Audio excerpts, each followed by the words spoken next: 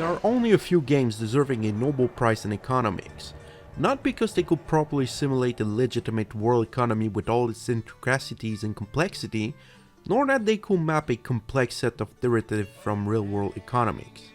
Nah, it's much more simple than that. They incorporate a transparent and elegant economic model into the game with just the right balance of ramification and convulsion while keeping you entertained long enough to waste your life investing your future in learning its fine-tuned sinuosity. And today we'll take a look at such one title, Railroad Tycoon 3.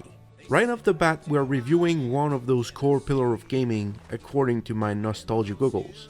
Released in 2003 by PopTop Software, it is the third installment of the Railroad Tycoon series and the opus magnum of the company.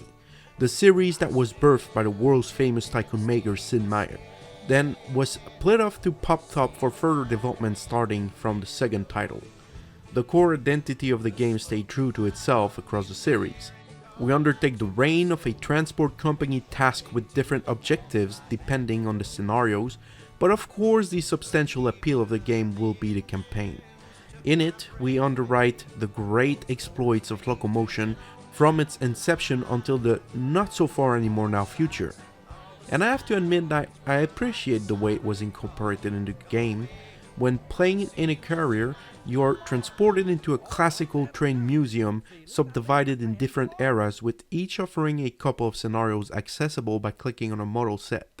It is definitely different from clicking through boring time-new Roman typeface visual basic main menus like so many strategy games espouse in that era. You also get a narrator benting you as you navigate the museum and giving a short introduction to the scenarios with priceless 3D cutscenes from the epoch. Things were right tough in the old world of Europe. Most of the land was owned and controlled by the aristocracy, and that meant few opportunities for the common folk. But in America, you could make a name for yourself instead of having to inherit the right one. Whole German communities picked up and resettled in the Midwest, lock, stock, and barrel. Sometimes you could barely tell you weren't back in the old country. God, I miss the early 2000s, it was so much more simple back then. But the scenarios you get start off from adjoining towns in New England in the 1830s, all the way to a magnificent 4 days long scenario on the eve of America's joining World War II for the North American campaign. Then on the second room of the museum, we're exploring the tumultuous European continent, from uniting the German states by rails under Bismarck to feeding nuclear power stations in the 80s in France. Then the third room is 3 quick scenarios in Argentina, Africa, and Japan. Yeah, I feel like the devs got bored from making scenarios at this point. And then the final room takes place in the future of 2015 to 2050, in North American-ish, in the weird hellish landscape that looks like a mismatch of Japan and California in a post-apocalyptic world or something like that. But it's quite unsettling now thinking that 2015 was the far off future, isn't it? But all the scenarios go almost all the same way. You start off by creating a rail company and start linking up different cities and industry, laying down tracks from simple single lanes to complex dual lanes with electrifications. You have to provide maintenance building and water tower to refill water in sand tanks to keep your trains in top shape to keep the deliveries coming. As your money grows and you issue new bonds and issue more stocks of your company, you start linking up more and more towns, creating a self-feedback loop, making even more money. It's pretty fun and engaging, just connecting everything. You also have a wide array of locomotives available, and I'm not really a train nut, so I can't tell for sure how accurate the dating, power, and everything specification is. But I can appreciate good looking trains, and here we have really nice looking engines, at least for the time that the game was released. They are very well detailed and nice to look at, but admittedly that is somewhat unimportant as you never really spend a large amount of time looking at them, and much more time overseeing the overall machination you are building. The economic system is also extremely elaborate. There is a multitude of different goods and each will have an originating point and a destination point, which is pretty standard for tycoons, but these could also get transported around the map fluidly by unseen transporter to reach their destination. As expected, also these goods form different chains, making you transport the grain to a brewery to produce alcohol, or making you stack iron and coal in a steel mill for steel production. On the map you also have warehouses and docks generating and demanding different cargoes, and there are also different types of energies producing building, but they fall a bit short as you can't become a power company in this game. But you can become quite an industrious one, as you can either build up new industry of all kinds except basic resource extractions, or you could simply outright buy the industry already existing.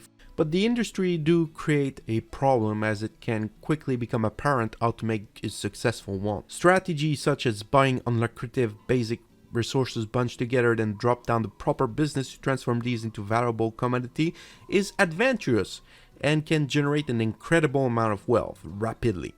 But I think it's fair and part of the game to manipulate the economy in such fashion. There is also another interesting economic facet to this game, the stock market. In most scenarios, you are actually a capitalist and not a company.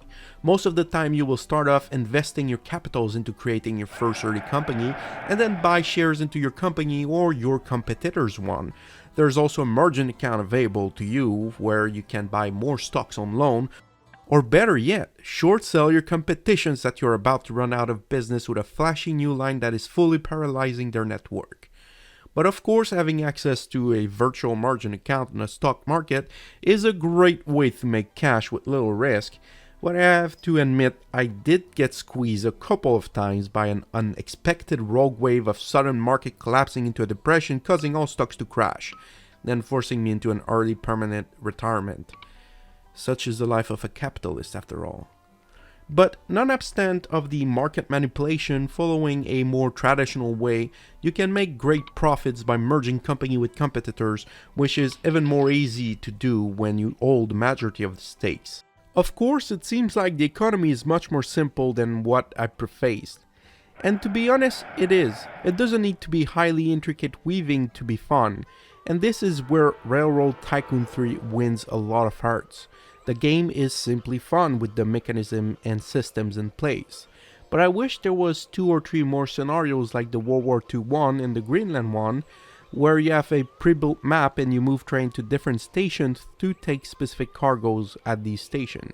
It does, after all, break from the monotony of having to lay down tracks, and it allows the player to focus more onto the route optimization, which is usually not an issue in regular play, as you just set the trains to transport everything most of the time unless you need very specific cargoes to be moved around. And alright, now let's talk a bit about the sound quality. And in the game it is quite good. The train sounds nice, but to be honest, laying down tracks does get a bit annoying because it's very noisy doing so. And when you actually lay down tracks, you do lay a lot of them, you don't make long stretch, so the sound kind of get repetitive after a while. The music is also very nice, but it also gets to a point where it annoys me, and it happens usually sooner than later when I'm playing the game.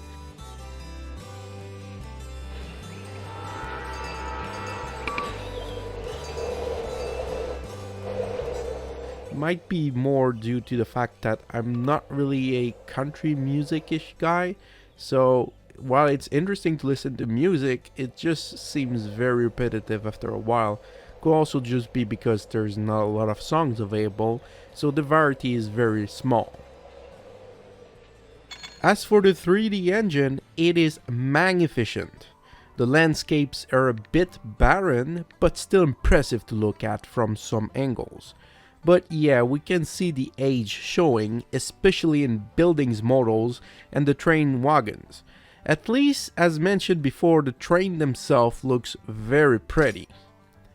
In closure, I think Railroad Tycoon 3 is definitely one of the greatest games ever made, and that is quite a bold statement. But its ease of access with implemented features and its engaging economic system combined with the beautiful 3D engine and detailed models of locomotive is the creme de la creme.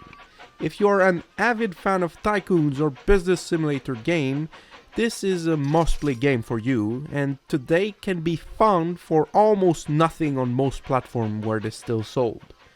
Of course, you will probably need to do a little bit of file manipulation, like installing DigiVoodoo 2 to have actual livable resolution available to you, and also to avoid all the random crashes that happens on modern system. But thank God for DigiVoodoo 2, as mentioned, because it's very easy to install and it makes a world of difference moving from 640 by 480 to 4K resolution. The game just looks splendid in UHD. Hopefully you have enjoyed this quick review of Railroad Tycoon 3, and if you did, make sure to drop a like and subscribe for more. It helps a lot. Thank you for watching, and see you next time.